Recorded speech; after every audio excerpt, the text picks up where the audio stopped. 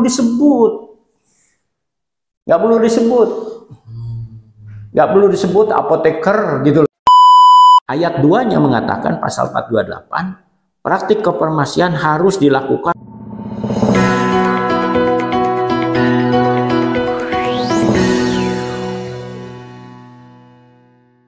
Assalamualaikum warahmatullahi wabarakatuh. Halo Sobat KMF, bersama saya Rizky Maulana Yusuf sebagai host pada podcast kali ini.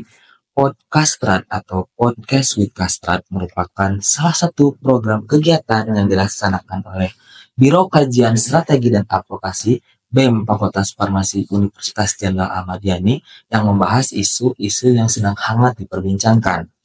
Baik, untuk lanjut saja. Bagi yang belum untuk membahas lebih lanjut serta mengetahui isu yang kita akan bahas, kita mengundang narasumber yang sudah ahli untuk mengupas tuntas isu ini, yaitu Bapak Profesor Dr. Apoteker Slamet Ibrahim DPA. Selamat pagi Bapak. Selamat pagi. Bagaimana Bapak kabarnya? Alhamdulillah sehat walafiat.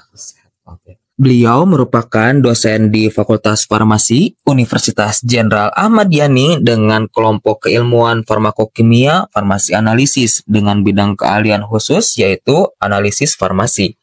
Karir pendidikan beliau dimulai di Institut Teknologi Bandung sejak tahun 1976 dan melanjutkannya di Universitas Montpellier, Prancis. Riwayat jabatan dan kegiatan di luar akademik yaitu menjadi anggota Ikatan Apoteker Indonesia sejak tahun 2000 hingga sekarang, menjadi tenaga ahli Pusat Pemeriksaan dan Makanan Nasional, menjadi salah satu ketua penyusun Farmakope Indonesia edisi 4 suplemen 2 tahun 2010, Farmakope edisi 5 tahun 2014, Farmakope edisi 6 tahun 2020, di bidang kimia analisis, kimia farmasi, dan baku pembanding, dan menjadi Dewan Pakar Pengurus Pusat Ikatan Apoteker Indonesia. Salah satu penghargaan yang diterima yaitu Satya Lencana Karya Satya 10 tahun oleh Presiden Republik Indonesia tahun 1996, ITB Bakti Wiramadya tahun 1998, Rencana Pengabdian ITB 40 tahun oleh Rektor ITB tahun 2018. Dengan publikasi ilmiah, laman Scopus, H-Index 11, citasi 296 dengan jumlah paper 59, serta sertifikat paten dengan judul Invensi Metode Sintesis Reagen Senyawa Turunan Porifirin untuk Analisis Logam Tembaga dalam Air. Bapak, tanpa berlama-lama lagi, yang saya ingin tanyakan terlebih dahulu itu mengenai peraturan cara pembuatan obat yang baik tahun 2024 serta nasib industri kefarmasian di masa yang akan datang. Menurut tanggapan Bapak, bagaimana tentang isu yang telah beredar saat ini? Jadi cara pembuatan obat yang baik yang lama itu, yang tahun 2018 itu sudah ketinggalan zaman. Dan juga tidak sesuai dengan beberapa hukum yang sudah berlaku di Indonesia, ya, terutama Undang-Undang Kesehatan yang baru yang nomor 7 tahun 2023 ya, tentang kesehatan. Oleh karena itu maka harus diganti. Ya. Jadi cara pembuatan obat yang baik 2018 diganti dengan yang sekarang yang berlaku. Jadi ini satu regulasi yang dibuat karena mengikuti perkembangan zaman. Ya. Kalau kita lihat acuan dari CPOB yang baru ini itu kan begitu banyak. Nah, jadi juga mengacu pada WHO, International Conference on Harmonization. Jadi memang untuk tujuan agar industri farmasi Indonesia itu juga harus mengikuti perkembangan, ya, perkembangan sains dan teknologi yang terkait dengan bidang farmasi. Jadi jangan heran kalau ada regulasi yang baru gitu kan. Jangan heran, jangan takjub, ya ikuti saja, kan gitu. Maksudnya kan supaya teratur. Karena yang saya lihat itu Pak, di media sosial, di TikTok, Instagram, itu kan untuk peraturan CPOB terbaru tahun 2024 ini tidak dikatakan secara pasti ke apoteker Iya. menjadi tanggung jawabnya. Nah, kalau 2018 memang dikatakan langsung di personalia bahwa personal kunci di industri farmasi itu kan ada 3 ya. Jadi apoteker di bidang produksi, apoteker di quality control, dan apoteker di quality assurance ya, penjaminan mutu. Nah sekarang kok nggak disebut? Sebenarnya jangan heran, kenapa? Karena perkembangan praktik farmasi dan tenaga kefarmasian di Undang-Undang Kesehatan yang baru. Karena kalau kita baca lagi ke bawah, itu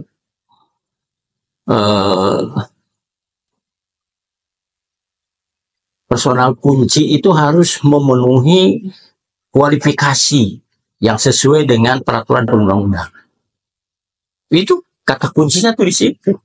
Harus memenuhi Kualifikasi. Coba aja baca di bawahnya. Ya.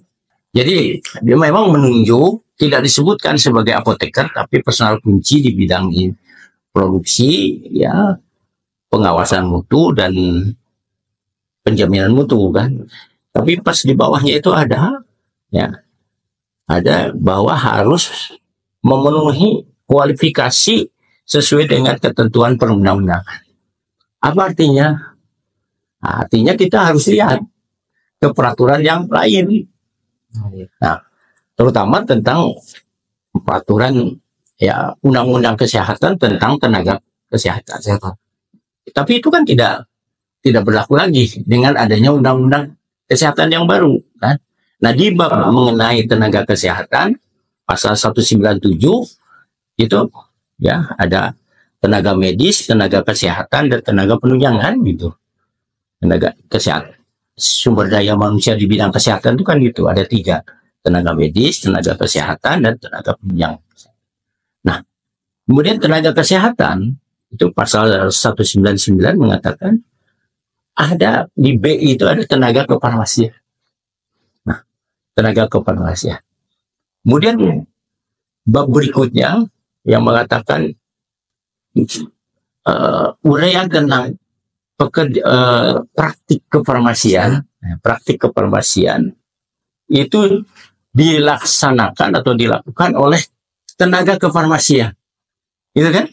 Ya. Nah, tenaga kefarmasian yang dimaksud yang pertama adalah tenaga vokasi farmasi, ya, kemudian apoteker dan apoteker spesialis. Itu udah jelas kan? Nah, sekarang apa yang maksud dengan praktik kefarmasian? Praktik kefarmasian itu meliputi pembuatan, ya, termasuk di situ pengendalian mutu. Nah, pengendalian mutu itu ada 2 tadi, pengawasan mutu dan penjaminan mutu. Kemudian berikutnya disebutkan lebih detail lagi kan, kemudian ada ya sudah pembuatan, kemudian ada penyimpanan, ya, kemudian pendistribusian, kemudian pelayanan, ya, pengelolaan dan pelayanan kefarmasian, kemudian ada penelitian dan pengembangan sediaan farmasi. Itu pekerjaan kefarmasian itu. Nah, sekarang saya lihat segmen 1, praktik kefarmasian di pembuatan obat, termasuk juga dengan pengendalian itu. Nah, itu siapa yang melaksanakan? Yang melaksanakan praktik kefarmasian di bidang produksi termasuk juga pengendalian mutu itu adalah yang melakukannya itu di tempatnya adalah di industri farmasi. Di Peraturan Menteri Kesehatan nomor 1799 tahun 2010 tentang industri farmasi dikatakan pasal 2, pembuatan obat hanya dilakukan di industri farmasi sesuai dengan ketentuan undang-undang. Selain itu, pembuatan obat itu bisa dilaksanakan di, ya ini bahasa saya aja bukan bahasa undang-undang ya, di mana? Di instalasi farmasi rumah sakit untuk keperluan pelayanan kesehatan di rumah sakit tersebut. Jadi cuma ada 2 kan. di industri farmasi dan di rumah sakit kan, itu pun harus memenuhi persyaratan CPOB. Nah, sekarang kita kembali lagi ke sini. Ya. Nah, tadi katakan bahwa pekerjaan kefarmasian itu harus dilaksanakan oleh tenaga kefarmasian kan? Siapa lagi yang bisa? Hanya tenaga kefarmasian kan? Undang-undangnya kan begitu. Jadi nggak perlu disebut. Nggak perlu disebut. Nggak perlu disebut apoteker gitu loh. Ya. Nggak boleh. Apoteker. Karena kan sekarang udah jelas kan di peraturan di undang-undang kesehatan itu yang baru itu kan disebutkan pekerjaan kefarmasian dilaksanakan oleh tenaga kefarmasian kan gitu. Nah, siapa tenaga kefarmasian ini yang tadi 3 itu ya kan nggak mungkin dong tenaga vokasi ya. Karena tenaga vokasi farmasi itu membantu apoteker kan gitu. Gitu. Jadi pasti di situ udah otomatis dong apoteker, apalagi yang lainnya ya, apalagi yang lainnya pada waktu penyusun, kalau kita mengusulkan industri farmasi itu kan ada lampiran-lampiran di dalam surat permohonannya, itu termasuk ijazah, STRA-nya, apoteker penanggung jawab produksi, quality assurance, quality control, harus termasuk itu. Udah otomatis di situ. Sebutkan kok di 1799 itu. Nah, jadi makanya mungkin karena tidak langsung menunjuk apoteker seolah-olah apoteker itu dihindarkan. Enggak, kan sudah ada aturan baru yang mengatakan pekerjaan kefarmasian itu hanya dilaksanakan oleh tenaga kefarmasian. Memang ada di bawahnya itu bahwa ada praktik kefarmasian yang bisa dilakukan oleh tenaga kesehatan lain, tenaga medis dan kesehatan lain. Tapi dalam kondisi yang darurat, di mana farmasinya nggak ada, apotekernya nggak ada, kan gitu. Ada persyaratan-persyaratannya di situ. Tapi kalau di industri farmasi nggak mungkin dong tenaga yang lain kan. Betul. Ya, jadi, nah itu barangkali saya nggak tahu, saya seudon aja ya. Ya, seudonnya apa? Ya, karena tidak disebutkan apoteker, jadi seolah-olah nanti ada tenaga lain yang bisa menggantikan. Nggak boleh begitu. Nah, kenapa? Kan yang nyusun itu kan Kementerian Kesehatan, ya kan? Badan POM. Nah, Badan POM kan nggak mungkin dong. Di Badan POM itu berapa banyak apoteker yang bekerja itu. Kebetulan saya kan tenaga ahli Badan POM. Tahu saya kan, tidak mungkin. Tapi karena ada aturan sudah menyebutkan ini, ya. Jadi kan dapat pasti kan, tidak mungkin tenaga vokasi kan, betul, ya kan. Nah paling bisa apoteker spesialis nanti suatu saat coba. Kalau misalnya membutuhkan apoteker spesialis, salah nggak? Tidak, enggak kan. Nah kalau padahal aturannya apoteker, padahal dia ini apoteker spesialis industri farmasi misalnya. Gimana? Bingung juga apa? Iya kan, undang-undangnya disebut apoteker. Kalau ini dia ada apoteker spesialis industri farmasi. Padahal ya, dari segi itunya kan lebih tinggi kan. Nggak bisa. Tapi kalau sebut tenaga kefarmasian, dia including kan. Tapi nggak mungkin tenaga vokasi. Karena tenaga vokasi itu membantu kan. Membantu apoteker. Kan logikanya begitu. Jadi jangan takut sih. Jangan takut. Ada salah paham aja pengertian karena memang tidak disebutkan. Kemudian dikomporin sama yang tidak setuju dengan undang-undang kesehatan. Seolah-olah kan tidak. Ya. Dan juga ada ada beberapa yang baru itu justru di dalam CPOB yang baru itu ada tenaga konsultan. Di tempat lain di CPOB yang lama itu nggak ada. Konsultan itu harus mempunyai kualifikasi yang sesuai, ya. Kenapa diangkat konsultan? Kalau dulu kan nggak ada. Nah itu bisa diisi konsultan itu siapa? Oleh apoteker loh. Apoteker konsultan ya. Iya, dia tidak jadi penanggung jawab ya. Istilahnya kalau dulu kan kepala produksi yang 2018 tuh, kepala apa namanya, kepala quality assurance atau kepala penjaminan mutu, quality pengawasan mutu kan, kepala. Sekarang penanggung jawab istilahnya. Ya kalau kepala itu apa sih? Kalau sekarang penanggung, beda kan, anunya konotasinya, kepala hanya mengepalai, yang bertanggung jawab dia enggak. Tapi begitu dikatakan dia penanggung jawab, dia pasti bertanggung jawab. Yang penting itu bukan jadi pemimpinnya, penanggung jawab. Ya, jadi titik beratnya itu bahwa yang 3 orang personal kunci itu harus bertanggung jawab, karena disebut penanggung jawab di situ, bukan kepala lagi. Nah, yang penting itu kalau menurut saya itu adalah pimpinan atau manajer puncak. Istilahnya kan di situ manajer puncak. Manajer puncaknya ini harus orang yang mengerti. Siapa yang manajer puncak di industri farmasi? Apoteker seharusnya. Apoteker seharusnya. Enggak dong. Siapa? Ya sekarang buktinya Indofarma. Siapa direktur utamanya? Orang mana? Indofarma siapa? Lulusan mana? Ya akhirnya apoteker. Itu kan? Iya, betul. Manajer puncak itu nggak disebutkan apa profesinya. Kenapa? Karena dia kalau yang punya BUMN, perusahaan itu yang menentukan itu kan RUPS ya. Rapat pemegang saham kan yang pegang. Yang punya saham kan yang menentukan perusahaan itu. Itu bisa siapa saja, Pak. Ya siapa saja kan. Nah sekarang itu yang harusnya dikasih tahu, bahwa dia harus memilih apoteker yang benar gitu loh, yang sesuai kualifikasinya. Yang penting saya nggak nyorot personal kuncinya, tapi saya justru yang jawab itu ya Pak. Bukan penanggung jawab, manajer puncaknya itu yang punya perusahaan. Itu kan ada yang menentukan si rapat pemegang saham itu menentukan komisaris kan. Komisaris utamanya siapa, anggota komisaris ini kan tidak macam. Itu yang menentukan perusahaan itu kan. Kemudian dia menentukan direktur utamanya siapa. Baru direktur produksi, direktur ini itu kan ditentukan oleh mereka ini.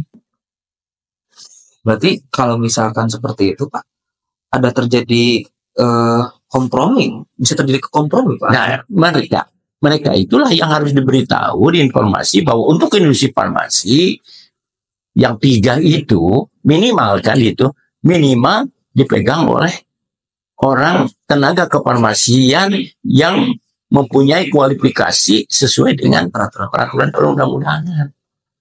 Gitu. Kan tugasnya kan tugas produksi apa, tugas pengendalian mobil ya, tugas penjaminan mutu kan dijelaskan, dijabarkan di dalam CPOB itu.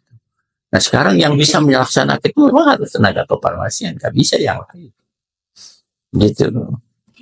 Karena Pak, saya lihat di media sosial juga di komentar netizen gitu ya Pak, karena disebutkan setelah tenaga kefarmasian itu seperti orang yang dulunya berlatar belakang di kimia gitu Pak, lulusan kimia gitu. Ya. Itu yang menjadi perdebatan. Jadi netizen ini dia memandang bahwasanya orang-orang kimia yang bukan farmasi gitu Pak, dia bisa ikut ambil ranah di industri farmasi. Nah, jadi ya persaingan kan bisa saja terjadi kan. Nah, yang lucu lagi, saya katakan lucu itu setelah memenuhi persyaratan kualifikasi sesuai peraturan undang itu, ada yang harus hadir itu loh. Coba lihat di CPOB-nya, lihat itu. Harus bahwa ya mereka itu harus hadir. Harus hadir. Kalimatnya itu. Kan lucu. Mestinya kalau dia profesional, nggak perlu dia membuat pernyataan hadir, dia memang harus hadir dong di tempat itu. Harus datang. Tapi kenapa ada kata itu, saya justru curiga. Kenapa harus ada kata-kata hadir? Kesanggupan untuk hadir. Ya. Jadi bukan separuh waktu, tapi sepenuh waktu untuk melaksanakan tugas sebagai personal kunci tersebut. ini barangkali ya saya mungkin nggak pernah hadir, makanya masuk di dalam aturan di CPOB-nya dia harus hadir karena dia bertanggung jawab kan gitu. Kan lucu juga kan gitu. Nah sekarang kembali ke profesi yang lain, orang kimia analitik misalnya, kok bisa aja, tapi belum tentu jadi penanggung jawab kan? Belum tentu. Kan belum tentu jadi penanggung jawab. Jadi kepala bisa, tapi penanggung jawab belum tentu kan? Karena undang-undangnya penanggung jawab itu harus sesuai dengan kualifikasi. Tenaga kefarmasian kan disebut situ. Nah mungkin lah. Banyak analis yang membantu, banyak juga ya dari orang-orang kimia analisis, tapi belum tentu jadi penanggung jawab. Gitu. Karena memang ranahnya sudah beda ya Pak ya. Iya. Kita sangkut pautnya dengan kesehatan. Jadi enggak, jadi ya jangan terlampau istilahnya ya paranoid karena tidak disebutkan ya nanti dipakai orang lain. Enggak, justru kita. Nah itu tantangan buat apoteker zaman sekarang. Iya, apoteker kan harus menunjukkan bahwa dia itu profesional. Apoteker di situ jangan kalah sama yang lain gitu. Makin harus harus tuh. Nah ini coba ya saya lihat di sini. Ini catatan kuliah saya ya tentang personal kunci ini. Coba ya. Ini personal kunci itu seharusnya, ini kata seharusnya itu wajib. Karena kalau dulu hendaklah. CPOB 2018 itu kalimatnya hendaklah. Sekarang CPOB 2021 itu seharusnya. Apa bedanya antara hendaklah dengan seharusnya dari segi bahasa? Hendaklah itu rekomendasi, saran aja. Hendaklah. Nah, hendaklah itu artinya rekomendasi, mau dilaksanakan atau tidak nggak jadi masalah. Tapi sekarang ya CPOB 2024 ini itu menggunakan istilahnya seharusnya, itu artinya mengharuskan. Mengharuskan itu wajib. Bila melanggar jangan disalah. Itu berarti sangat mengikat ya Pak? Mengikat. Ini seharusnya. Nah personal kunci ini pasal 32 mempunyai tugas spesifik yang dicantumkan pada uraian tugas tertulis. Ya, masih harus mempunyai kewenangan yang memadai untuk melaksanakan tugas, tidak boleh ada gap atau tumpang tindih, ya tentang tanggung jawab. Nah ini yang keempat nih saya katakan, memenuhi persyaratan kualifikasi yang ditetapkan dalam ketentuan peraturan perundang-undangan. Ini yang mengikat bahwa nggak mungkin persyaratan kualifikasi untuk ini tuh hanya apoteker. Sudah jelas ya Pak? Iya diikat di sini. Nah yang aneh itu kenapa harus ada seharusnya selalu hadir untuk melaksanakan tugasnya, tanggung jawab sesuai dengan berizin. Coba. Karena harusnya kalau orang profesinya nggak disebutkan. Saya jadi dosen di Uyani, tidak disebutkan harus hadir ini sih. Tapi diri kita itu harus mengatakan bahwa kita harus hadir dalam kuliah, dalam ujian segala macam kan. Ya. Itu harusnya. Berarti sistem memaksakan. Iya, ini harus hadir di sini. Karena mungkin nggak pernah hadir, saya bilang gitu. Iya, ya. Jadi memang jadi seolah-olah di bab 2 personal tuh CPOB 2024 itu menghapus apoteker punah waktu sebagai personal kunci di gitu ya. Di industri farmasi seolah-olah. Tapi sebetulnya dengan poin 4 itu yang mempunyai persyaratan kualifikasi yang ditetapkan dalam ketentuan itu sebetulnya itu yang maksud adalah apoteker. Ya, gitu. Jadi ada undang-undang lain yang mengatur ya yaitu undang-undang kesehatan itu yang sudah mengatur tentang praktik kefarmasian itu, ya. Jadi di situ, ya. Jadi istilah kepala menjadi penanggung jawab dia adalah salah satu penyesuaian dengan regulasi baru. Ya. Itu. Jadi jangan terlalu takut. Ya. Karena banyak apoteker yang ini Pak, yang fresh graduate itu bertanya-tanya mengenai kejelasan dari undang-undang CPOB ini gitu, Pak? Ini kan udah saya terangkan begitu di kuliah saya. Yang terbaru. Iya. Di kuliah saya terangkan itu menggambarkan bahwa memenuhi persyaratan kualifikasi sesuai peraturan perundang-undangan itu ya, itu ditunjukkan ke apoteker kepada lagi siapa. Atau kenapa nggak disebut apotek? Jangan-jangan masa depan mungkin apoteker spesialis gitu loh. Bisa kemungkinan terjadi. Iya, kan gitu. Ya, ya, gitu ya. Pertanyaan selanjutnya, Pak, mengenai peraturan CPOB yang terbaru ini, menurut tanggapan Bapak, merujuk kepada hal yang positif atau ke hal yang kurang, Pak? Maksudnya itu lebih, apakah banyak kecenderungan bahwa undang-undang ini tuh mempunyai kekurangan atau memang mempunyai kelebihan, Pak? Dikatakan kan dari awal tuh mengatakan bahwa CPOB 2018 yang berlaku waktu itu kan sudah tidak sesuai dengan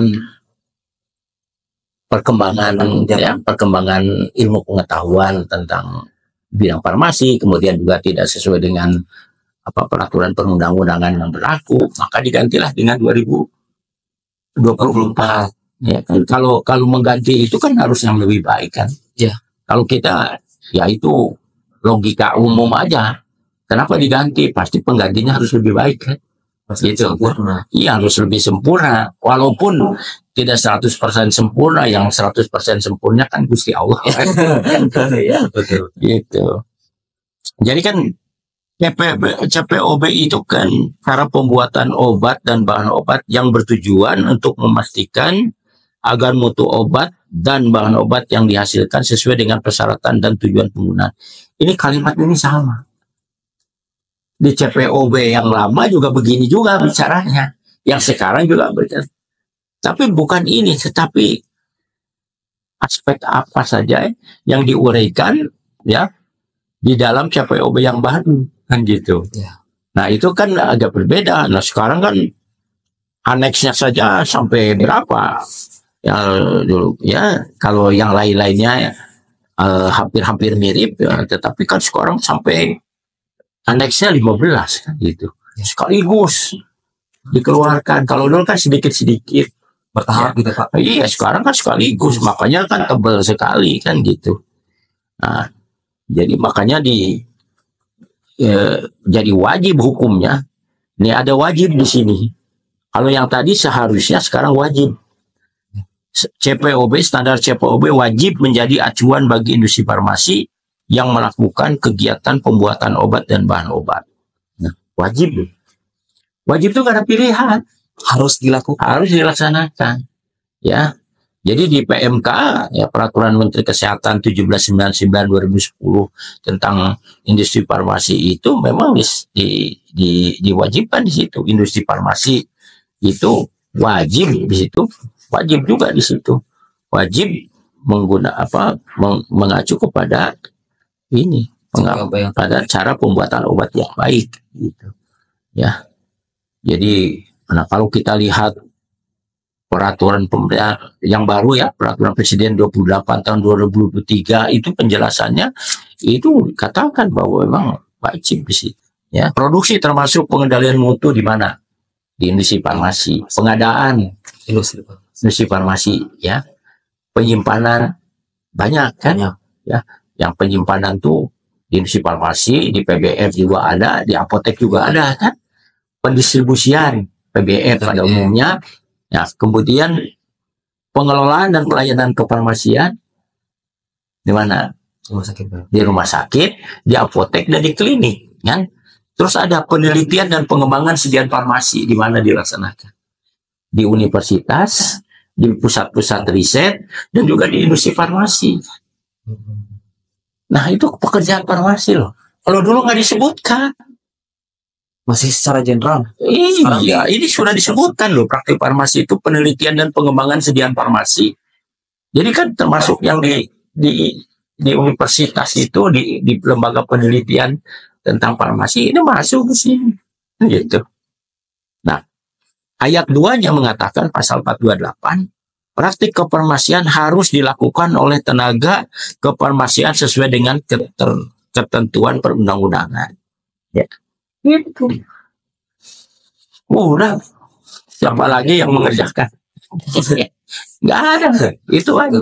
Ya, jadi kalau saya ya harus dilakukan. Ini kalau di Undang-Undang Kesehatan itu pasal 145 ayat 1. Ya, gitu.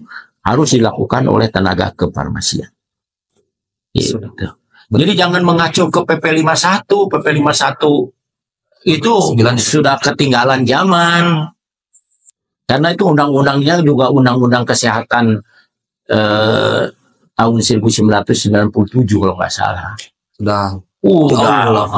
Dia ya pada tahun 2009 itu dia terbit, begitu Undang-Undang Kesehatan baru terbit. Jadi tidak mengacu kepada undang-undang yang baru, mengacunya ke sebelumnya itu. Jangan dipakai, sekarang sudah ada di Undang-Undang Kesehatan. Dan juga di PP 28 yang baru ya, PP berapa? PP tadi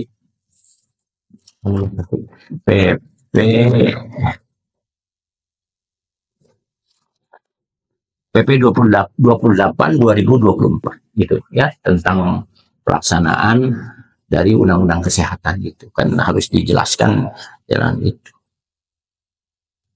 Nah jadi sekarang jadi ada mungkin saya suatu saat mungkin apotekernya itu yang disebutnya itu sebagai apoteker industri kan, bisa saja kan. Sekarang kan apoteker itu kan tidak dibagi-bagi kan. Semua apoteker kerja dimanapun juga disebut apoteker kan. Nah suatu saat mungkin ya waktu itu saya pernah berdiskusi tentang jenis apoteker itu apa saja. Saya waktu itu dengan teman saya berdiskusi. Mungkin ya pertama ada apoteker komunitas. Siapa apoteker komunitas itu? Apoteker yang bekerja di komunitas, yaitu di apotek-apotek pelayanan ya, pengelolaan dan pelayanan kefarmasian. Kemudian yang kedua ada apoteker klinis, clinical pharmacist. Jadi apoteker klinik itu di klinik di rumah sakit ya, udah klinik ya. Terus apoteker industri, apoteker yang bekerja di industri. Nah itu termasuk yang diproduksi di penjaminan mutu dan juga di pengawasan mutu. Itu apoteker industri. Kemudian ada apoteker distribusi yang di PBN ya. Nah, kemudian ada apoteker administrasi. Yang ngurusin administrasi di Badan POM itu siapa? Harus orang apoteker dong. Supaya ngerti. Nah, namanya ada apoteker administrasi. Ya. Kemudian ada apoteker konsultan. Jadi apoteker dia sekolah, ya, sekolah jadi master, jadi doktor. Dia apoteker. Nah, kalau dia hanya bisa mengamalkan ilmu kefarmasian yang sudah diperoleh dari masternya dan doktornya itu kalau dia menjadi konsultan di mana-mana. Mau di industri, mau di rumah sakit, mau di apotek, mau di PBF, terserah lah. Jadi jasa konsul, kayak saya di Badan POM itu kan konsultan, tapi nggak pernah disebut konsultan, tenaga ahli disebutnya. Nah, karena apa? Karena kepakaran saya diakui di bidang farmasi analisis kan, makanya nyusun farmakope, mengembangkan metode analisis, mengembangkan baku pembanding di Badan POM itu, di PPOMN terutama. Karena saya apoteker. Nah, kalau diakui sebagai konsultan, apoteker konsultan, ya kan? Namanya. Baru ada apoteker spesialis. Nah, kenapa spesialis? Yang ini kan spesialis enggak. Apoteker spesialis itu yang saya lihat itu ternyata apoteker yang bisa mendampingi dokter spesialis. Begitu, ya. Jadi nanti ada apoteker spesialis jantung, ya. Ada apoteker spesialis radiologi, radiofarmaka, misalnya kan Jadi mendampingi di rumah sakit itu. Tapi di tempat lain kan dia nggak bisa dokter spesialis apa. Kan gitu. Nah, kan yang sudah itu kan radiofarmaka. Radiofarmaka itu yang sebenarnya ya, kerjanya adalah ya apa admixture ya, pencampuran sediaan-sediaan radiofarmasi kan sebetulnya kan. Nah, spesialisnya tuh di situ radiofarmasi kan gitu. Atau sekarang namanya apa, farmasi nuklir. Nah, yang di Unpad ya, karena dia punya rumah sakit. Dokter apoteker spesialis di perawatan khusus ya. Jadi misalnya di ICU itu harus ada apoteker. Apotekernya itu yang gerak cepat gitu loh, sesuai dengan dokter yang ada di situ. Dia bisa spesialis di situ. Gitu loh. Jadi lebih ke spesialis dari apoteker klinik. Ini waktu itu ide saya itu sempat saya sampaikan ke teman-teman ya. Ya, tapi ya sampai sekarang nggak sebutkan. Nah sekarang kalau misalnya kalau sudah disebutkan apoteker, nah apoteker penanggung jawab. Nah sebenarnya suatu saat apoteker namanya apoteker industri tadi, dia punya spesialis di industri karena dia sudah magister atau apa, tapi masih apoteker misalnya kan apoteker yang penting itu kan apotekernya. Kan nggak bisa apotekernya. Kan tidak disebutkan apoteker industri, tapi kalau tenaga kefarmasian, dia tenaga kefarmasian sebagai apoteker. Kan mas? Itu sebetulnya yang ingin waktu itu saya sampaikan ke teman-teman tuh. Maksudnya kenapa ada spesialisasi atau bukan spesialisasi, stratifikasi pembagian apoteker. Buat klasifikasi. Iya. Perkembangan apoteker tuh begitu. Jadi jangan stagnan aja apoteker, semuanya apoteker. Apoteker itu kan warisan Belanda. Kita dijajah oleh Belanda. Belanda itu menggunakan istilah ahli farmasi itu namanya apoteker. Dari kata apoteke. Apoteke itu artinya kotak obat.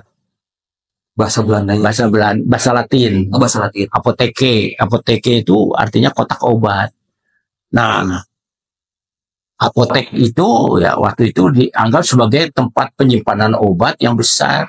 Apotek. Nah, orangnya sebut apoteker.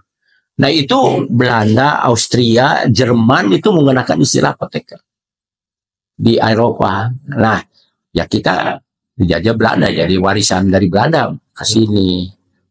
Nah, kalau Inggris namanya farmasis kan? Ya, farmasis kan gitu. Jadi makanya itu beberapa menggunakan istilah farmasis. Amerika juga farmasis segala macam. Tapi Perancis itu nggak mau dia menggunakan istilah apoteker maupun farmasis. Dia kan chauvinis orang-orangnya katanya kan gitu ya. Dia punya rasa nasionalisme yang tinggi. Ini saya harus sendiri dong. Beda sendiri kan. Maka dia istilahnya apa? Farmasien. Kan gitu. Jadi tapi tempatnya farmasi. Sama farmasi cuma beda Y sama IE ya, farmasie nulisnya ini, farmasinya pakai Y kan gitu. Nah, kalau kita apoteke, jadi Jerman tuh apoteke, lambangnya juga huruf A kan gitu. Gitu, lambangnya huruf A. Nah, di kita kan begini ya. Ya, gitu. Nah, jadi namanya dan gitu. Ada farmasi Iko itu dari orang apa namanya dari Spanyol kan gitu. Bahasa Arab tuh saya dililah itu mengacu kepada tanaman ini gaharu cendana. Loh, kenapa ahli farmasi di Arab itu disebut sebagai sayyidilah, yang artinya itu ahli gaharu atau ahli cendana itu. Karena dulu zaman sejarahnya itu ahli farmasi itu, ahli obat itu tuh selalu tempatnya tuh harum bau cendana. Maka disebut sayyidilah gitu. Jadi samping kan ada farmasi, kalau ada nanti umroh atau naik haji itu lihat di apoteknya itu saya Dillah bahasa Arabnya. Kalau apotekernya saya Dilani kan gitu. Ya, ya. Nah, itu apotekernya. Jadi soal bahasa saja. Nah, kita mau farmasi itu ada gitu. Nah, kita kebetulan profesi kita. Nah, sekarang kenapa sarjana farmasi kok nggak masuk sekarang ke tenaga kefarmasian? Dia belum selesai. Sarjana farmasi itu persyaratan untuk jadi seorang apoteker. Kan definisinya sarjana apoteker adalah sarjana farmasi yang telah lulus apoteker dan sudah mengucapkan sumpah.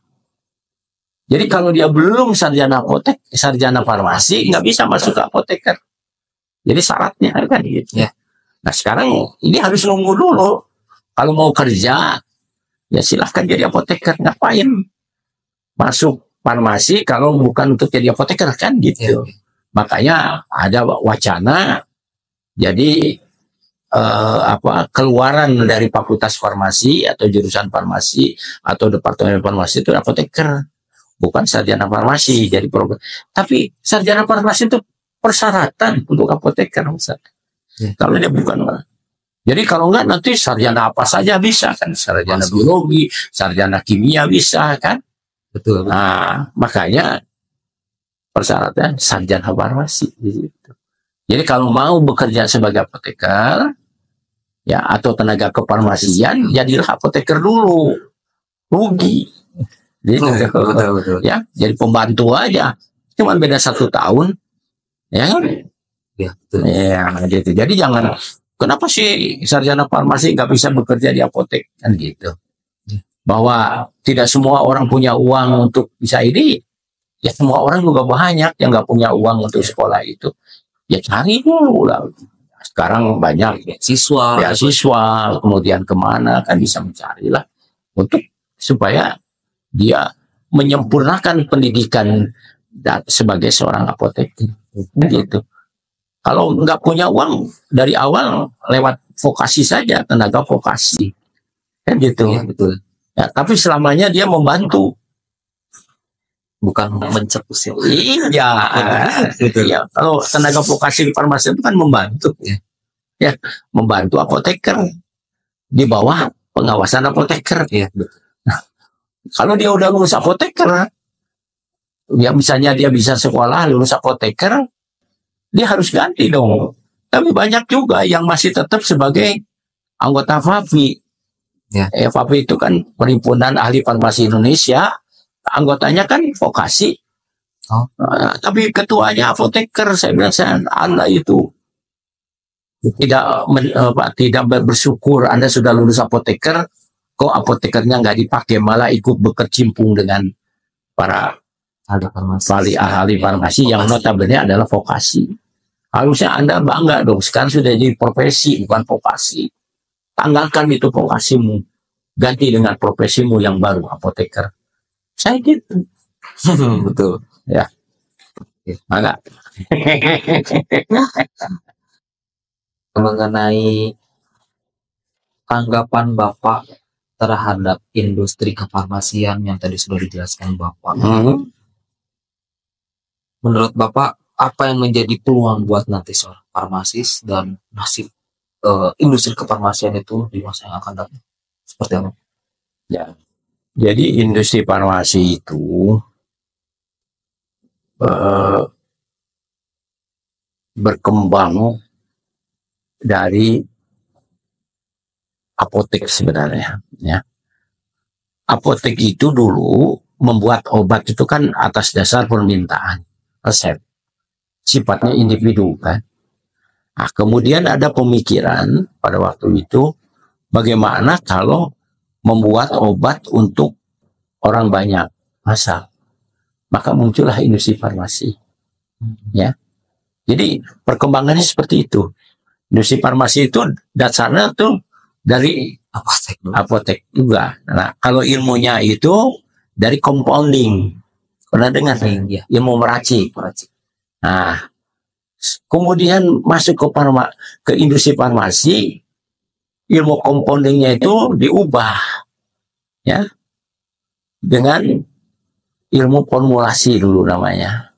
Dari formulasi sekarang jadi manufacturing. Nah, makanya di industri farmasi itu istilahnya bukan compounding tapi manufacturing ya. Karena kalau bahasa produksi, ini juga produksi, ini juga pembuatan kan? Pembuatan di apotek, di rumah sakit juga itu pembuatan. Tapi di sini manufacturing karena untuk ada basicnya adalah formulasi di situ. Jadi ada formula manufacturing kan. Nah tentunya industri farmasi itu yang karena ada macam-macam industri farmasi itu. Ada industri farmasi obat, ya artinya obat itu adalah panduan bahan-bahan ya yang digunakan untuk pengobatan, untuk diagnosa dan sebagainya. Kemudian dalam bentuk sistem delivery obat, ya tablet ini segala macam. Tapi ada juga yang bahan obat, ya bahan obat itu ada bahan yang berkhasiat, ada juga bahan yang tidak berkhasiat atau excipient. Nah, itu industri farmasi. Tapi di beberapa tempat ada industri farmasi yang berbasis pada research and development. Jadi hasilnya itu adalah formula. Kemudian dari formula itu yang dia jual ke industri farmasi yang lain untuk menerapkan di manufaktur di tempat itu. Nggak disebut lagi itu. Itu disebut industri farmasi. Tapi hasilnya adalah formula. Nah, jadi, sekarang pasien kita ini ya karena mereka membuat obat itu kan untuk pasien harus apa persyaratannya kan aman, berkhasiat, bermanfaat, kemudian bermutu ya terjangkau dan yang terakhir di undang-undang yang baru itu memenuhi ketentuan jaminan produk halal sesuai dengan ketentuan undang-undangan. Itu persyaratannya ya. Obat itu sekarang ya jadi pertama ya aman itu tetap harus berkhasiat. Nah ini berkhasiat itu kaitannya dengan penyakit atau apa yang akan diobati oleh obat itu kan ya. Ini kan perkembangannya macam-macam kan sekarang. Ada COVID aja kan kita harus membuat suatu obat yang bisa untuk COVID. Ini kan harus berkhasiat kan, aman berkhasiat. Nah, kemudian bermutu. Nah, bermutu itu adalah sesuai dengan spesifikasi atau persyaratan atau standar yang ada di dalam farmakope. Ya. Jadi farmakopenya juga harus berkembang sesuai dengan perkembangan ilmu dan pengetahuan. Ya, jadi farmakope itu tidak boleh stagnan. Nah, jadi industri farmasi juga harus. Makanya dalam CPOB itu, ya di dalam pengawasan mutu itu ada kewajiban industri farmasi itu untuk mengikuti kompendial, perkembangan kompendial yang berlaku saat ini. Jadi kalau farmakopenya berubah dia harus ikut, gitu, ya harus ikut dalam peraturan yang baru. Nah kemudian terjangkau harganya, nah ini yang, tapi terjangkau ini itu tidak bisa ditetapkan oleh industri farmasi terkait dengan sistem ekonomi yang berlaku di masyarakat kan di negara itu. Kemudian jaminan produk halal ada aturannya ya di Undang-Undang Nomor 33 tahun 2014. Jadi itu perkembangan industri farmasi itu yang harus ya. Nah, ada yang unik ya di dalam Undang-Undang Kesehatan itu tentang sediaan farmasi ya. Ya saya lupa pasalnya itu, kalau bukan hakim orang itu mereka sampai hafal pasal-pasalnya. Kalau saya suka lupa ini. Ada yang ini pasal 327 itu ya. 327 ini yang ini ke saya itu. Pemerintah pusat, pemerintah daerah, masyarakat dan fasilitas pelayanan kesehatan harus mengutamakan penggunaan sediaan farmasi dan alat kesehatan dalam negeri dengan tetap mempertimbangkan keamanan, ya, berkhasiat, berkemanfaatan dan mutu. Ya. Itu. Jadi ini ya, harus mengutamakan penggunaan sediaan farmasi dalam negeri. Ini yang harus, kalau menurut saya, supaya industri farmasi kita berkembang, pasal 327 ini harus disosialisasikan supaya masyarakatnya senang kalau menggunakan obat dalam negeri gitu.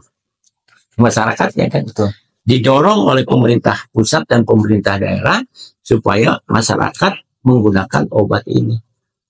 Jadi kalau membuat obat ada yang beli, ya gitu kan? Karena apa? Karena masyarakatnya mengutamakan produk dalam negeri. Ini pasal 327 loh. Orang nggak sadar pada ada pasal 327 tentang menggunakan obat dalam negeri. Nah, siapa yang bisa mengembangkan produk dalam negeri? Farmasi. Kenapa? Praktik kefarmasiannya itu ada di dalam penelitian dan pengembangan sediaan farmasi. Nah, pakai di situ. Yang mengembangkan siapa? Bisa di industri farmasi, karena industri farmasi menurut PMK 1799 itu satu, pembuatan obat, yang kedua tempat penelitian dan pengembangan, yang ketiga tempat pendidikan dan pelatihan. Nah, gunakan. Jadi bisa kerjasama dengan industri universitas itu dengan industri untuk membuat ini. Itu maksud saya. Nah, jadi pasal 327 itu harus dipertimbangkan untuk supaya kita bisa memprioritaskan sediaan farmasi dan alat kesehatan dalam negeri dengan tetap mempertimbangkan aman, berkhasiat, dan berkualitas. Gitu.